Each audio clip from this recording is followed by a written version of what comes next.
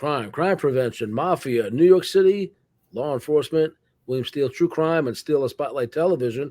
We have a very, very special event for you today. We have my co-host, former organized crime detective Louie Balistieri, with our guest, legendary New York City police officer and detective Ralph Friedman, most decorated officer in New York City history. I'll let him explain all that. We're going to let him do most of the talking, and we're going to bring them on right now. So, welcome to the show, gentlemen. Thank you. Thank you for having me. All right.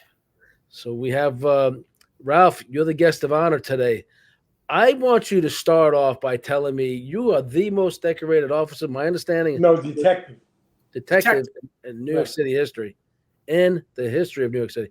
You were in Fort Apache, the Bronx. I'm going to let you share your bio in a minute, but tell me one of the craziest, most dangerous situations you've been in that'll really get my audience listening. How dangerous Fort Apache was back in the 70s and probably 80s. Well, Fort Apache, it got its name because it was such a wild and crazy place. And I have lots of stories from there. I was involved in 15 police shootings where I used my gun, 13 with perpetrators, 2 with attack dogs that I had to shoot in the line of duty. But I shot 8 perpetrators, killing 4 of them. And it was a crazy place, the 4-1. When I first started there, it was 1970, the beginning of 1970. And when you got into a radio call finally, you on a Friday or Saturday night, you'd get the radio call with the light and siren on, and they would be backed up 30 jobs, and heavy jobs, shootings, robberies, assaults in progress. You got the car, and you drove 8 hours with the light and siren on, going from one emergency to another. And if you have a police audience, they'll understand each precinct gets a certain amount of cars allocated per shift. And they would go up like 4, 5, maybe 6 cars. We went up to O. Adam, Boyd, Charlie. They'd be sectors up to O. We had 425 officers assigned to the precinct. Wow. Plus 200 TPF, which is Tactical Patrol Force, upstairs. That's 625 guys. That's probably larger than most police departments in itself, in towns and small cities and stuff. And then you had every kind of other officer, what we would call poaching. They would come into our precinct, the 41st, we had burglary teams, we had narcotics teams, they had borough anti-crime, street crime. Everybody would come into this area because it required that kind of policing. There was so much crime and activity going on that it was just an unbelievable time during the 70s. And that's how it got its name, Fort Apache. I stayed there from 1970 to 1975, and then I got promoted to detective and moved on to another. I was assigned to the Bronx detectives, but working out of a more north precinct, the 5-2 precinct. I know there's been movies about Fort Apache and how dangerous it was, and I know that there's been documentaries and series made about your career. Give us an introduction of who you are. How did you come to get involved with law enforcement? Well, I never even thought of becoming an officer at any point in my life up until I took the test. And I was out with a couple of friends on a Friday night, and I said to them, "What are you doing tomorrow?" And they said, "Oh, we're going to take the police test." I was like shocked. I said, "You kidding me?" And I said, "Knock on my door. If I wake up, I'll go." In those years, you didn't have to pre-register. It was a walk-in test, and you could just walk in and take the test, which I did. They knocked on my door. I went. The 2 guys I was with, they both became officers also. A guy named Mike Roth and Ray O'Hara, and we all became officers. Once I took the test, I started to think it was a career that I could have a great career without taking college, without going to college. And then I was into it because we had no family, no friends, no connection to the police at all. Later on, I had a brother that followed suit 4 years later. He became an officer. Right. But I really was looking forward to it once I took the test and I passed.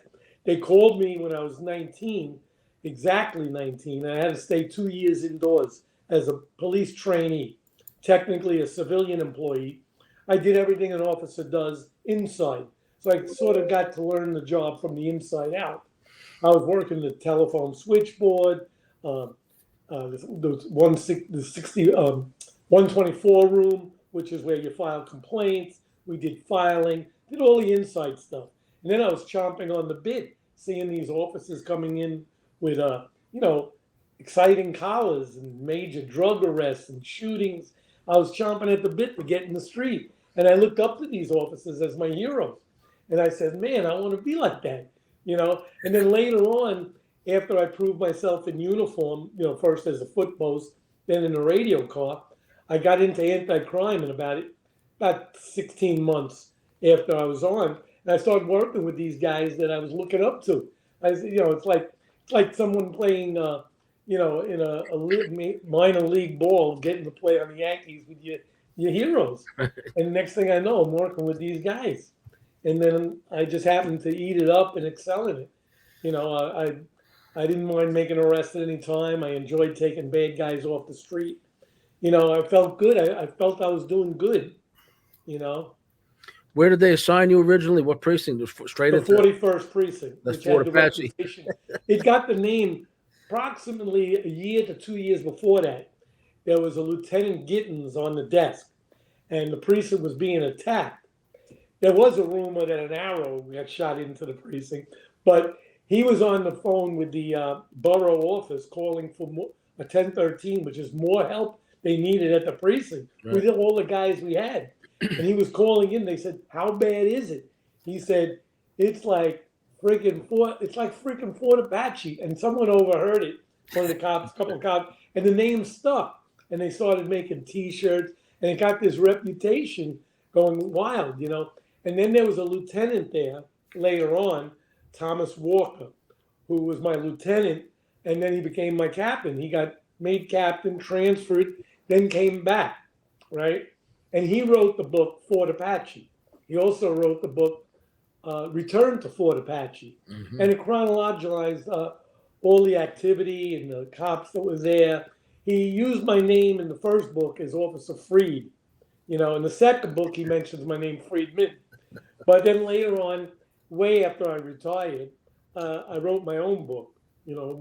I wrote it with a co-writer, and it was published by St. Martin Press, called Street Warrior. And all my life, I was being told to write a book and everything. And I tried doing it once in the late 70s and got turned down. And then in the 2017, 2015 actually, they all wanted it, and it got published. It took 2 years between writing and legalese, and colors, cover, and pictures to be printed. Right. So it came out in 2017. And prior to it coming out, a girl was going to work to Manhattan, and she was either riding the bus or the train, and there was a pre-advertising about the book, pre-promotion, and she read it, and she happened to be a producer, so she went into her company, and she said, "Oh, we got to do something with this guy," and they did a lot of work for Discovery and ID Channel, and they reached out to me, and the next thing I know, I'm filming. And we filmed 6 shows about my career, and it's called Street Justice, the Bronx. It started on the Discovery Channel, then it went to the ID Channel, and now it's still playing 7 years later. We just got, about a year or two ago, it's on Amazon Prime, and it's doing very well, called Street Justice, the Bronx.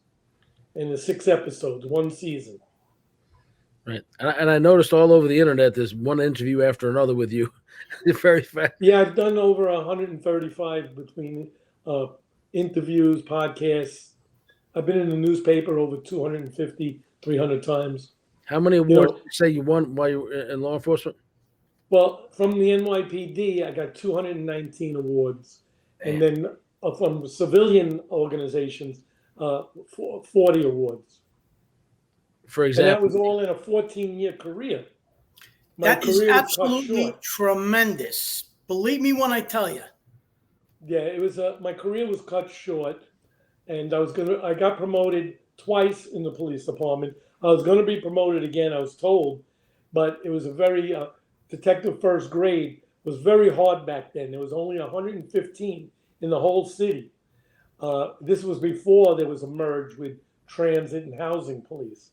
And it was a very coveted position. And over the years, they grew the numbers out, due to contract talks and the more police being involved with 3 departments merging. That occurred in 1995. But I got hurt. I was told I was going to be promoted by the end of the year. And I got hurt August 1st. I was probably going to be promoted in the Thanksgiving or Christmas promotions, where they usually make the most promotions for sergeant, all the ranks. But I got hurt, and the police department and our union, the DEA, everyone took care of me very well. I had protection 24 hours a day while I was in the hospital. Spent 3 months in the hospital.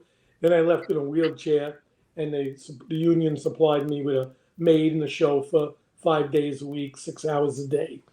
I was taken care of very well and carried to my official retirement date of January 1984. But I really got hurt August 1st and never went back because of those injuries.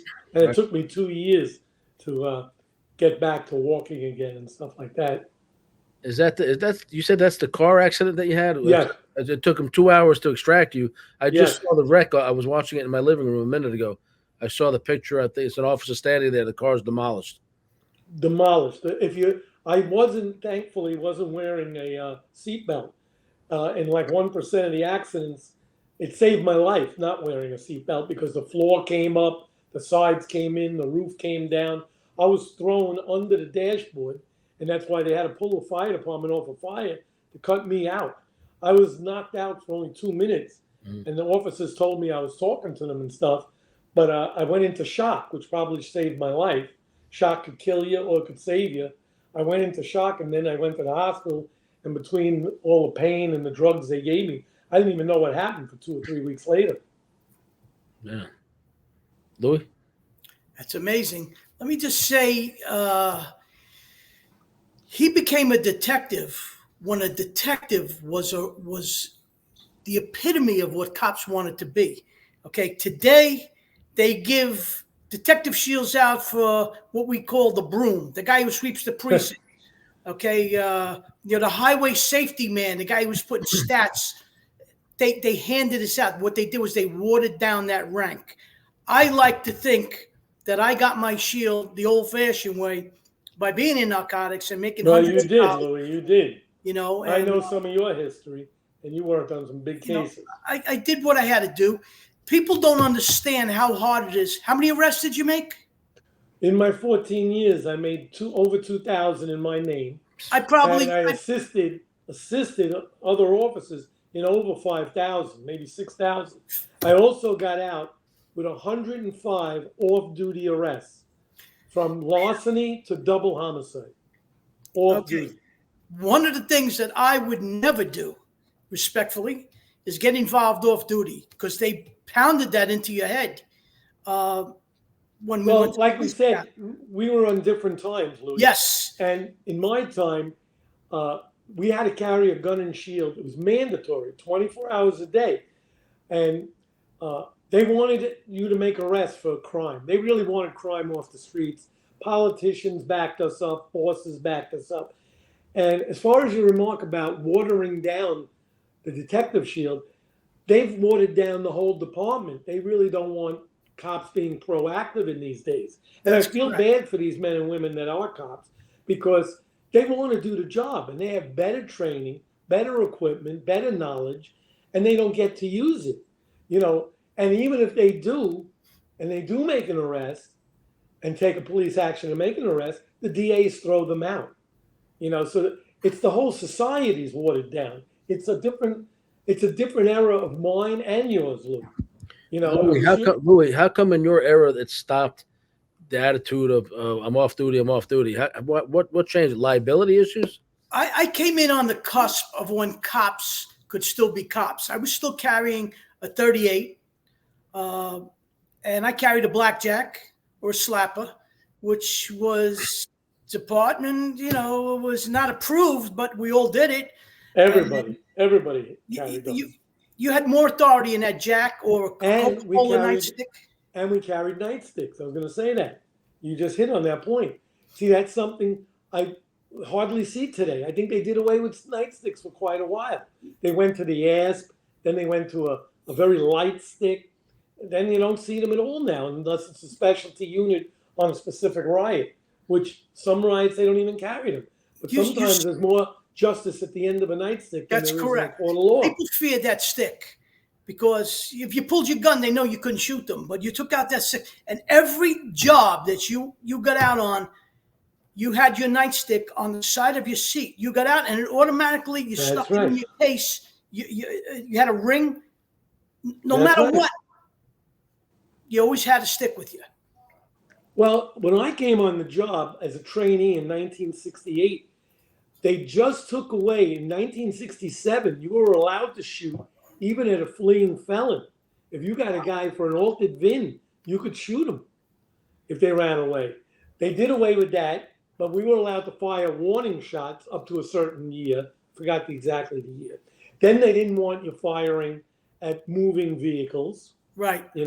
Then they just watered down all the practices. They took away the major tools. They took away nightsticks. They took away stop and frisk. Then they started calling it stop, question, and frisk.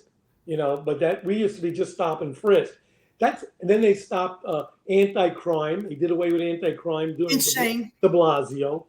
They took away. They're really truly handcuffing police in every which. And when they do that, they're hurting the public. The public suffers. And now cops are not indemnified by the police department if they took action. Even crazier. That's the worst thing.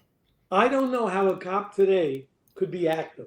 They're looking to hurt the cop. You're putting yourself, your family, your house, your benefits, your pension, and maybe your freedom on the line. I don't know how. I consider cops having it harder today. I felt I only had to fight with perpetrators.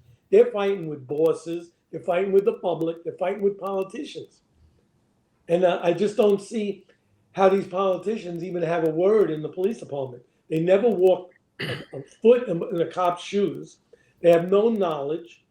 They know nothing about procedure. None of them probably don't have the balls to walk into a ghetto precinct, walk in an alley at 2 a.m. That's correct. You need bosses to make policy and run a police department. To me, it's equivalent, which I've said before.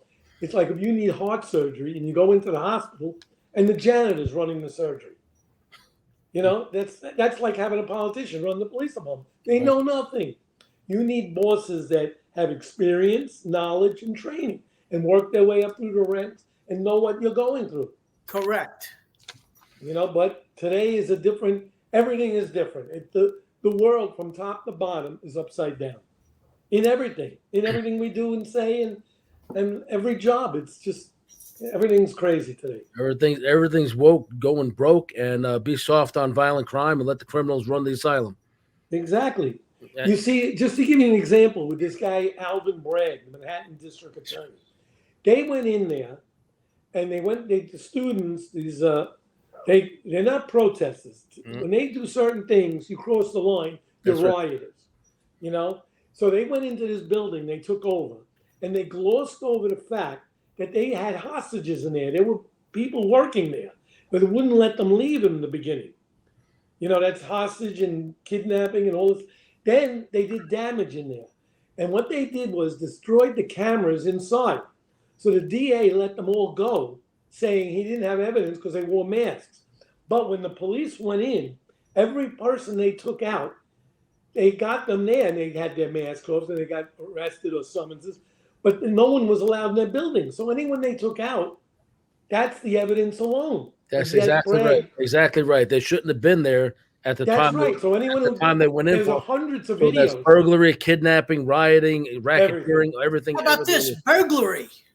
Exactly. I slam them with a burglary. Everything was on camera. Every cop had a body camera. There was press there.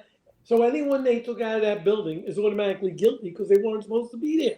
And every one of them would have talked to the cops and says, "Yeah, I broke in because I'm protesting." They would have hung themselves by telling them. They all did say that, and Bragg still drops.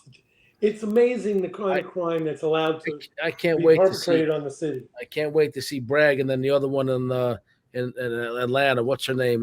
Fannie Fannie Willis Willis. go to prison. I cannot wait to see them in prison because they're heading there. So The thing is, these prosecutors, they're hired to prosecute. They're prosecutors. They're not doing their job. no. If you and me had a job, we'd be fired for not doing it. They are not doing their jobs. They're trying to make policy. They're not politicians. They're not lawmakers. They're supposed to be prosecuting criminals that the police put their lives on the line and protect the public and are bringing in. They're not doing their job. They should be fired. Yeah, But that's why a lot of Democrats are even fleeing that party. There's enough is enough. The big cities, the Democrat-run cities. I mean, I have some Democrat friends, and they're close to me, but the policies, a lot of these Democrats are fleeing the party. They're looking to vote for Trump or anybody else except for another Democrat. It's way off the charts in the wrong direction. I understand there's a lot of people that don't like Trump. Trump, Trump derangement syndrome and all that stuff. But this is beyond Trump now. This is survival of our country. It's policies that count. Trump has the right policies, but it's policy. It's not the man. It's bigger than Trump. We got to get our country back. Try to overlook some of the personal shortcomings, maybe, and realize how much he actually got done. You know what the saying is: Trump is not a perfect man, but he's perfect for the job. Exactly. That's correct. But it's beyond Trump. It's policy. We need to bring law. Innocent people and decent people have to be protected. That's the government's job. That's the first job of government, either city, state, or federal level, is protected citizens. For my audience and for you guys who are fans of yours who are watching my show for the first time, I will let everybody know, again, as a reminder, I served 18 years in prison for nonviolent crimes. I was designated career criminal habitual offender. I've served time in New York, Virginia, Florida, Vegas, all over the place. So we're talking to career law enforcement here, and my past is in my past. Now I talk about crime prevention. I try to use my past to help people understand, not to follow in my footsteps. So, but what we're talking about now is I wish this was going on when I was actively a criminal, because I wouldn't have much to worry about going to jail or prison, unless maybe in Florida where you have somebody who's running it with some common sense. And I don't like DeSantis. I don't like him at all, because during COVID, he was letting people die in prison and other governors were letting nonviolent offenders out. But I don't like DeSantis for another reason. There's a case, Sandy Modell, his son Ryan was murdered by a guy who premeditated his murder. He knocked on the wrong door at night after he graduated college. This guy came out, called the cops. Somebody tried to come into my house. They said, we're going to send the police out to check what's going on. The wife said, I think he lives in the complex. He's just drunk. The guy went out anyway, even after the police said, stay in your apartment. We're sending the police over with his Glock, found the guy sitting on the grass a few buildings over near his own building, gunned him down, murdered him. DeSantis was asked to move the case. Amira Fox won't prosecute the case. So I have zero respect for DeSantis, except for he is normal about these protests. When the protests were starting in the colleges and universities in Florida, he broke them up right away. So he's more law and order. He comes from a prosecutor's background. But I just kind of wish these policies were in place when I was actively breaking the law, because I wouldn't have much to worry about. Yeah, the criminals don't have much. The cops worry more than the criminals. Right. I said it's upside down. My biggest fear, because I got locked up in Florida, I got a lot of time down there. But my biggest fear for me, I was an active burglar. I was a jewel and art thief. If I broke into a house during the day, I was more worried about one of you guys being home after working a night shift and putting a bullet in me. That was my biggest concern. But I used police scanners, lockpicks, gloves most of the time. And you weren't a violent criminal. What's that? You weren't a violent criminal. No, it wasn't a violent criminal. Most burglars aren't armed, and they're trying to sneak in. It's a bad crime, that's for sure, but it's not a violent crime. In Florida, we dealt with a lot of violence. People shooting each other, stabbing each other, guys ripping off drug dealers, other drug dealers ripping off drug dealers. We dealt with a lot of violence. I get it. You got to take action because you don't want an innocent person being shot by a stray bullet. I was in Rikers for a very brief period. Then I was in Brooklyn House of Detention also. As a parole violator, they didn't catch it right away. I posted bond and I fled. Well, before the parole violation came down. Hey, Louie, grab him. back in the day, right? Back in the day, if you were on parole and you got a new charge, you better hurry up and bond out within 2 or 3 days before the parole found out about it. I think now they pretty much instantly know, and then your Well, parole. now it's the computer age. Yeah, your parole holds in place. But then it was like, hurry up and bond me out before they violate me, right? So I was in Brooklyn House, I was in Rikers, and I'll never forget how violent some parts of Brooklyn were, how violent these facilities were, where these guys were spitting out razor blades and cutting each other's faces. And I saw a guy in a jail in Florida. He had this Puerto Rican dude, a big track mark on his face. And I said, hey, you been to Rikers? He goes, how'd you know? I said, I know. They're killing each other over there. They're using razor blades on each other. That's exactly where he got it, arguing over the telephone. So I wasn't happy going into Rikers because you No. have to remember, when they want you, you are theirs. I was very uncomfortable being in there. Yep. Yeah, definitely. So let's hear it, Ralph. So what you said you were involved with some shootouts, right? So Yeah. I know I saw a fascinating one that you walked in with a completely blacked out environment. What happened there? And you were shooting at muzzle flashes. Well, what happened there was we were. I went to court that day, and another guy in my unit went to court that day, and we came back around the same time. It was about noon, and the boss put us together. We were in the same unit, but we weren't direct partners. So we went out on patrol together, and we were in anti-crime at the time, and we get the call comes over the air of burglary in progress, and then it came, and we as anti-crime don't respond to calls like that. We're not supposed to. But in a busy precinct like that, we pick it up as a backup unit. And we backed up the uniform team that was going to go there, except that we got there first. We were closer, and we got there in a hurry. And as we were going there, the call changed to a female screaming for help. Mm-hmm. So now it was a burglary with a person home, like a home invasion. So it was a walk up. We get there, and we didn't wait for the backup because it said a female screaming. So you got to render assistance immediately. Right. So we go up there, and when we get up to the top floor, we notice the door is broken in, right? The door was open about 5 or 6 inches. Frame was broken where the lock was. So we entered the apartment, and it was pitch black. I mean, it was like black as you couldn't even see your hand. They had curtains and blankets and cardboard, everything covering the windows. And what we later learned was we entered into where the living room was. And there was a hallway straight back from us. And there was a bathroom at the end of the hallway and a bedroom to the right. Mm-hmm. We couldn't see nothing. We heard the girl screaming, right? And we just started walking in slowly, side by side, with our guns out, heading slowly towards where the screams were coming from. And all of a sudden, a guy jumps out from the bedroom facing us and just starts shooting. All we saw was muzzle flash. So we both returned fire. And I'm telling you, this is starting. It was in the hallway, right? So it was very narrow, and the bullets are ricocheting. And right away, we start firing. He started firing. We return the fire, and the bullets are ricocheting. And I see my partner get hit and go down. And the guy, I fired 5 shots, trying to keep a count, trying to know I had one left. They always teach you, try to save one for the most extreme. And the guy ran right into me with the gun, and I shot him right there, killing him. But my partner was already hit 7 times. There were 18 rounds fired, starting at 3 feet away and getting closer. And the backstory to that is, well, 2 backstories. First off, the important one, my partner lived. You know, he made medical history.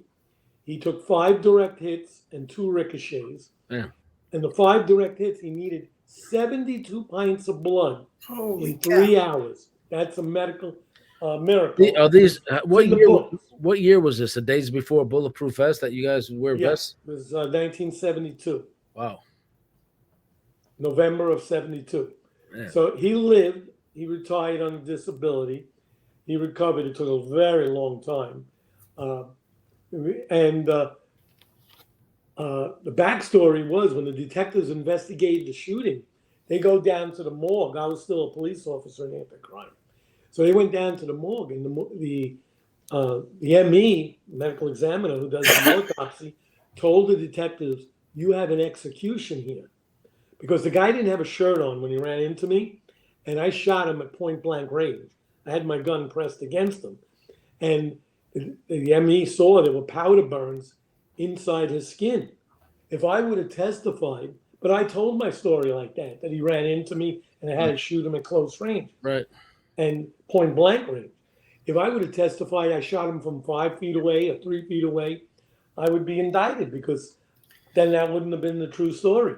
That's I told the truth. That's what Louie's always told my audience, that he was more concerned about having your situation of a shoot, a legitimate shoot, go up against people who are on a board or something that don't understand the Grand Well, jury. this was forensic evidence. You know, they had powder burns inside. right. If I would have said I was 5 feet away, then it would have been something's wrong somewhere because you can't have powder burns inside from a certain distance away.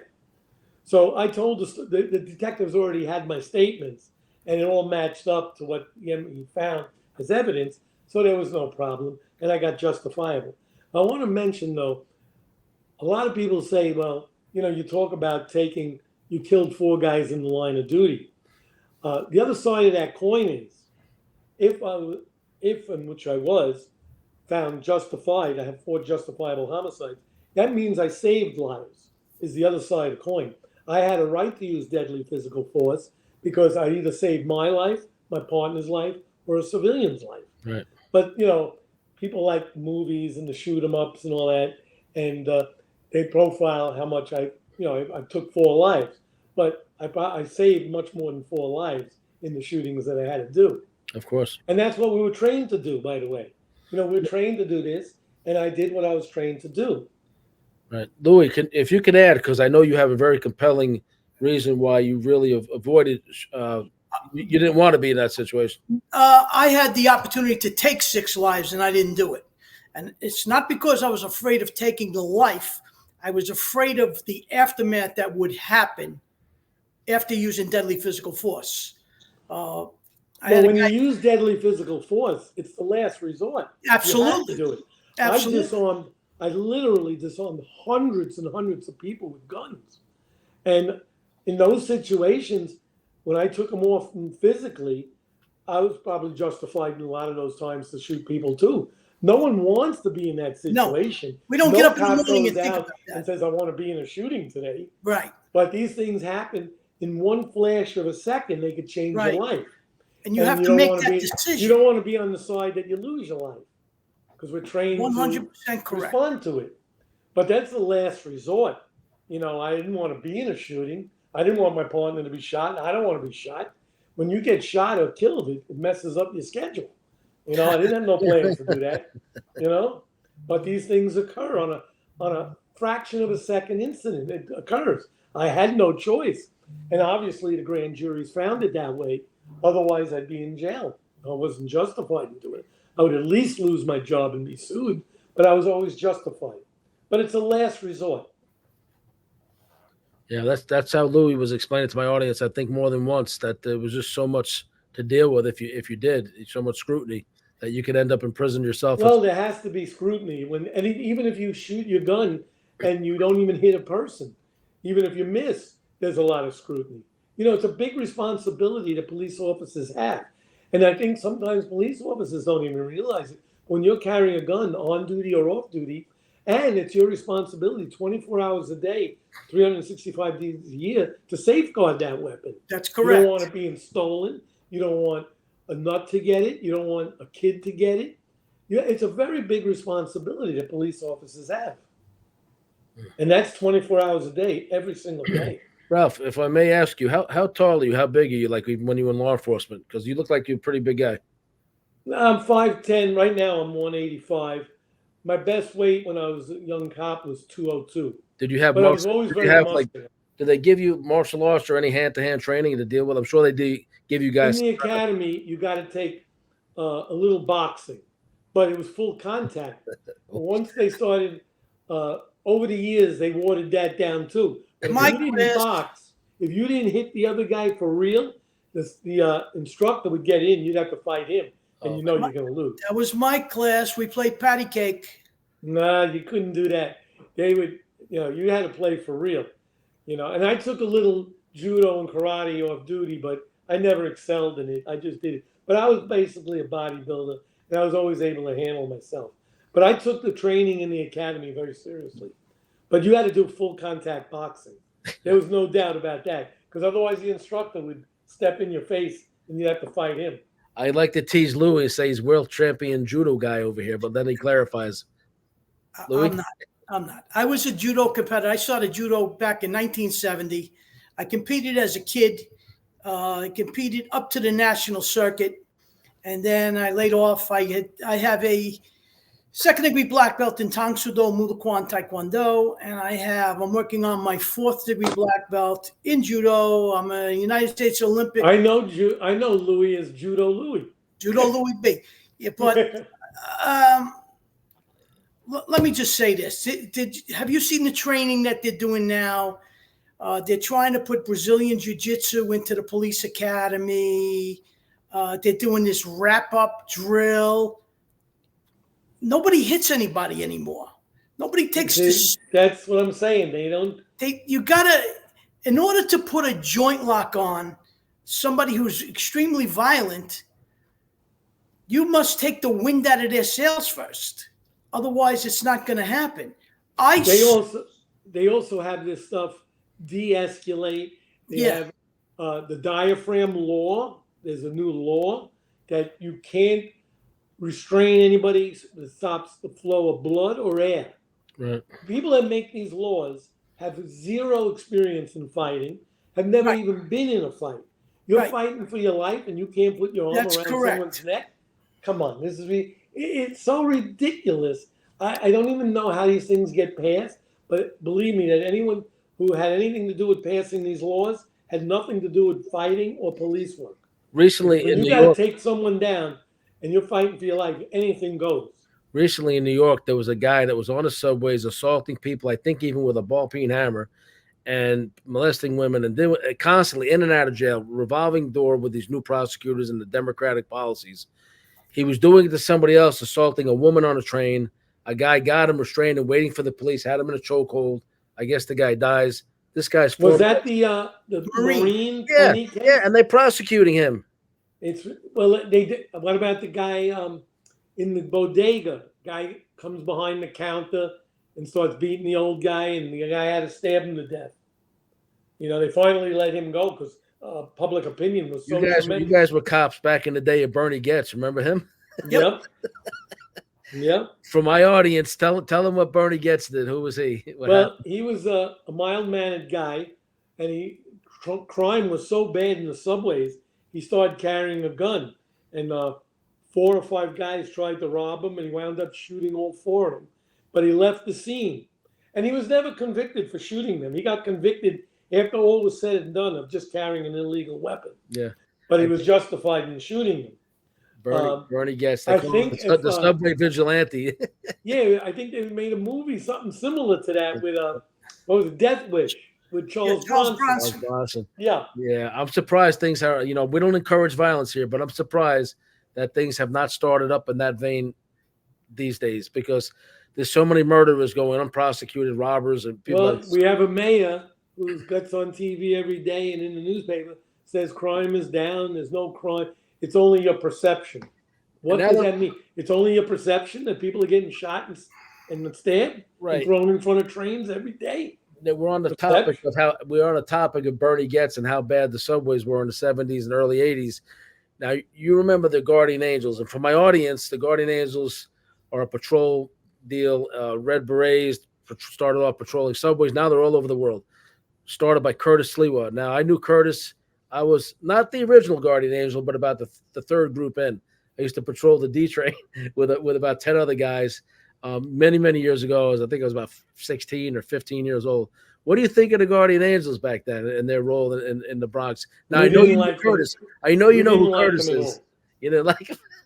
We didn't like them at all. And about a year ago, I got called by producer of Curtis Sliwa's show.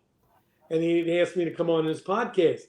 And I told him, listen, I'll tell you the truth. I'm not a fan of his. And I had a run in with him. And he says, oh, good. Curtis likes controversy. He'll love to have you on. And he remembered who I was. When he first started, he was living in the confines of the 5-2, right off like around 180th or 182nd and University. In the I Bronx. remember it distinctly. He was a And manager of a McDonald's at that time. Well, yeah, and he was doing the thing with the guardian angels on the subways, Right. and the transit police really hated him, but we all knew of him. And he's a real publicity hound, Yeah. right? And he called the police and reported that someone broke into his house and started spray painting his walls and stuff, right? And the police called us, the detectives. We had to go out because he was a high-profile person. So they wanted detectives there right away. And I go out there and I start investigating the case. And right away, I found broken glass was more on the fire escape than in the apartment. It broke it from the inside. He broke the thing. So I wound up telling him, listen, Curtis, if you're going to push this, because, he was ready to call the press and, get cameras down in and the whole thing, I said, listen, if you're going to press this, you're going to wind up getting locked up for, making a false report. He says, you know what? Maybe I won't even report this. They only spray painted the walls, broke my window, but it was, I drew my own I think in his mind, the publicity and the ends justified the means. But exactly. Here's the thing: he was out for publicity. They were breaking laws. They were doing vigilante stuff. They weren't trained. They weren't insured. They weren't identified. They had no right to be doing half the things they were doing. And the police didn't like it. The press ate it up. I think in your era and in my era, when I was part of that, it was, like you said, police and transit didn't like us. But I think these days they're actually pretty much accepted and appreciated. And they have better training. They have better training.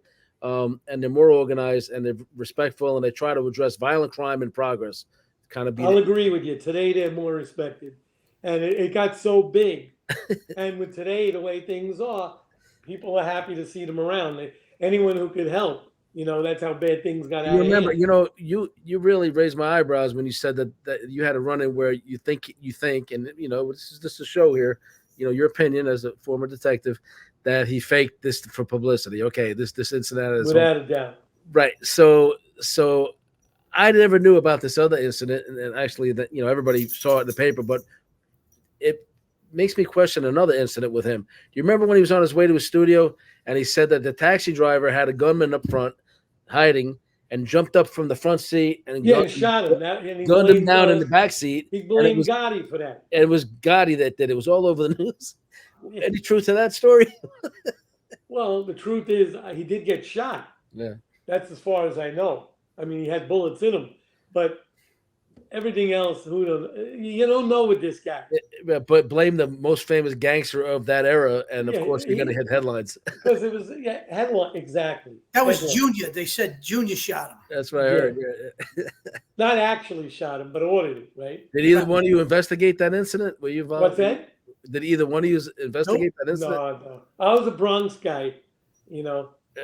Louie, you were happened in Manhattan. I was lower Manhattan. I was in the 7 precinct. Yeah. But you never know with that guy, Headlines before anything else.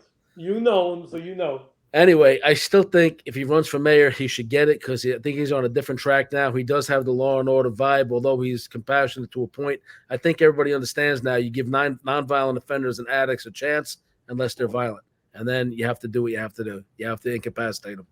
Well, compared to the people running today, he probably is better. Yeah. Yeah. I think he's going to run again. When are they doing the mayor run in New York again? I think it's another 2 years. Ralph, you didn't meet my fiance yet. You spoke to her on the phone. So she's a forensic accountant and a certified fraud examiner. We advocate for the wrongfully convicted with this many things that we do. She's got training in some kind of form of knife fighting and something else called Louie, especially. She wants me to ask you this: if you're familiar with Silat. Kali Salat, Pinchak Salat. Yes, I trained in it. What is that exactly? Because Awesome. Indonesian and Filipino knife and stick fighting. And if you're not doing that, you have a big hole in your training. ironically, the guy that was training her, this gigantic dude in California, I have a video of her like basically kicking this guy's ass and flipping and putting him down. But he had a knife, one of them rubber knives. But he put this huge guy down. She put this huge guy down. So. Let me just say this: with a small pocket knife, I will fillet you. I'm more dangerous with a knife than a gun. I don't even know what I'm allowed to have anymore as a convicted felon. I know I better stay away from guns. For sure. I stay away from those. Have an excuse. Yeah, have an excuse. I took it from the guy. He was trying to kill me first, right? I carry this box cutter because I open up garbage bags all day long and whatever. I don't even know if crossbows, compound crossbows, Russian ballistic knives. I don't know if that's legal for a felon. I would carry a cane. Learn the art of wooden shampoo. How about mace or electrical weapons, tasers, stun guns? I don't like it. Yeah, I don't like it either. I just don't take the chance. I just use common sense. I have a ton of security cameras, the whole 9 yards. The police training today is not to hurt the perp. They don't care about the cop. Right. They worry about lawsuits. No, Okay, that's correct. That's an absolute shame. Listen, we're going to have to wrap this up and do some book trailers and some sponsors, ads, and stuff like that. Everybody, I want you to know who this guy is. Ralph Friedman, one of the highest decorated detectives in New York City history. He's a legend. He has been through hell and back, as has Louie B. I'm nobody. I can't carry this man's gun belt, okay? Let's call a spade a spade. He was a cop when cops were cops. There are a million guys out there who have the utmost respect for him, as do I. Okay, I'm from a family of 14 cops. Wow. I would not let my son become a cop. He's working in Customs and Border Patrol. He's in Kennedy Airport, CBP. Much better job. He doesn't have to worry about effecting arrests. He does what he has to do, and he hands off his findings to another police agency. And he's indoors in the summertime, and he's indoors in the winter. And he makes a very good living. And my other co-host, Ignacio Esteban, retired ATF agent, just back from Europe. He's going to be joining us again Thursday. Ralph, you're welcome to join and jump on that show if you'd like. But I want to say this. I have an experience with that blackjack thing you guys were talking about. So for my audience, the one I remember was about this big. It's flat. It's got lead in it. It's black. That's lead. a slapper. It's not flat. That's a slapper. Right. So the police are not allowed to carry them anymore. Probably weren't even allowed to carry them then. I had a run-in with one, the wrong end of one. So I was in a stolen car, got away from the cop, pull over. I don't want to get beat up because in those days they beat you up if you ran from them. And I was running through an alley. I was young. And next thing I know, this guy's on me, ordered me to stop. And I get hit in the back and it nearly broke my spine. But I kept going. I got home. I went back 2 hours later to the alleyway to see what the hell this guy threw at me. And it was one of those. So I actually found his blackjack. That was you. I want you to give it back to me now. that was in Brooklyn, in Brighton Beach, running through an alleyway. But I have a personal first-hand experience in one, and I owned one for a while. I don't know where it is today. But remind me. I'll bring a whole bunch on the show. I have a nightstick that my dad told me about. My dad, we carried Coca-Cola sticks. He had a Lingam Vitae wood nightstick. It was like getting hit with a steel pipe. And what they did was they drilled out the inside and put a steel rod in it. Oh, man. Lingam Vitae was a wood that was used for bow rails on a boat or propeller shafts on a boat. It was steel. I still have one. I thought there was wooden nightsticks that were drilled out and either lead or steel inside them or something. How about axe handles? Old timers carried axe handles as well. I know. I don't know. Listen, you're going out there putting your lives on the line to protect the rest of us, from mostly violent people. And so I definitely admire you guys for your work. Just because I serve time, I definitely support law enforcement. It doesn't mean I don't support them. I made my mistakes along the way. Did a lot of stupid choices. So, Ralph, you're welcome to come back anytime you want. I'd like you to, if you want to promote anything or talk about your book or anything you got going on, now's your chance. Let's hear a little bit more about it. Well, my book is Street Warrior. It's on Amazon, and the show is on Amazon Prime on TV. Okay. Or you could buy it through Amazon also. It's also on demand, and it's also on Apple TV.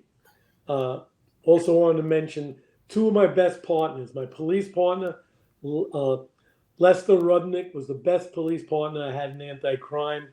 I want to give him a shout out. All And right. my best detective partner, which I had a few of them, but the best one was Timmy Kennedy.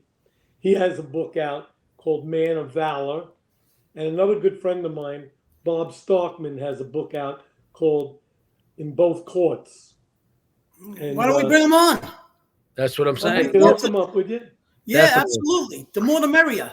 It's Absolutely. called Inside Both Courts. And for your He part, he got that name for the book because he's a basketball coach and he was also a federal agent. So Inside Both Courts was a pretty cool name.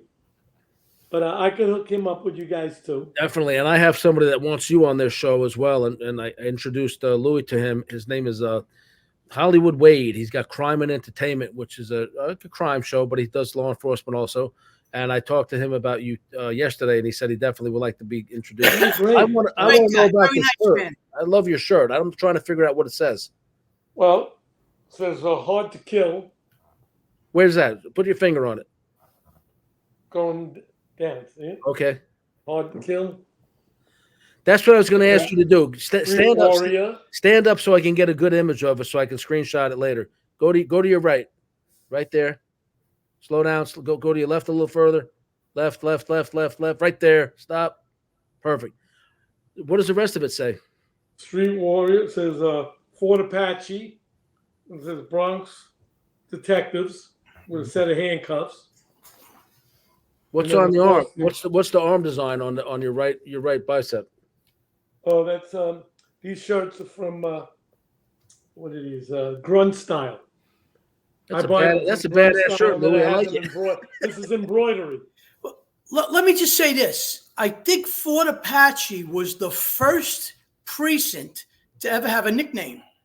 And then after that, Yeah, a lot of precincts have nicknames. Okay, I think now they all almost have every precinct nicknames. does now. Right. now Might be one of the first. I think it was the Might be. first. And then I was on Pitt Street in the Lower East Side. We were Fort Pitt. And then there was the 6-6 was Fort Surrender. When The six now is called was the one Raiders in of the Lost Ark. was the one in Greenwich Village called the Raiders of the Lost Ark. Fort Raiders of Snowflake? the Lost Ark.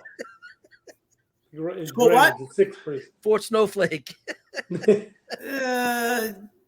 111 in Queens was like a country club. They called it Fort Petunia. Yeah, Fort Petunia.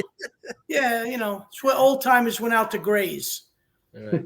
Well, hopefully we see you guys at Silent Partners premiere in a few weeks in Boca Raton, and we meet some interesting people. I'll tell you more about it privately, Ralph. There's a movie premiere. I'm in a movie called Silent Partners, and we're trying to have my friends and co-hosts join us down in Boca Raton at the end of August. And I want you to send me a photographs of that shirt or something, or how I can get it, because I just made it. It's a one of one. and it's like gold. Yeah, it's gold embroidery. Send me the name of the company. How I can get Grunt Style.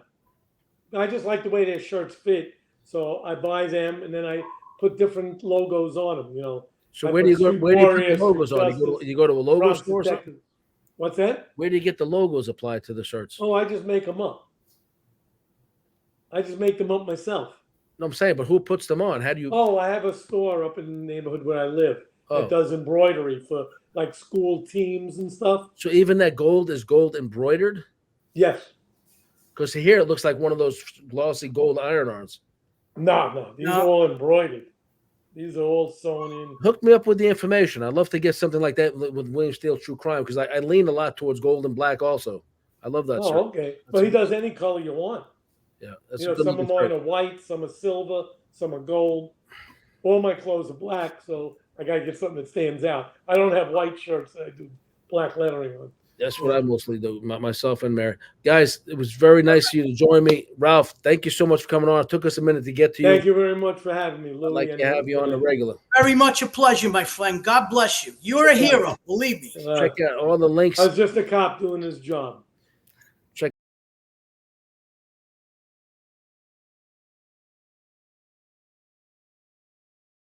BronxStreetWarrior.com.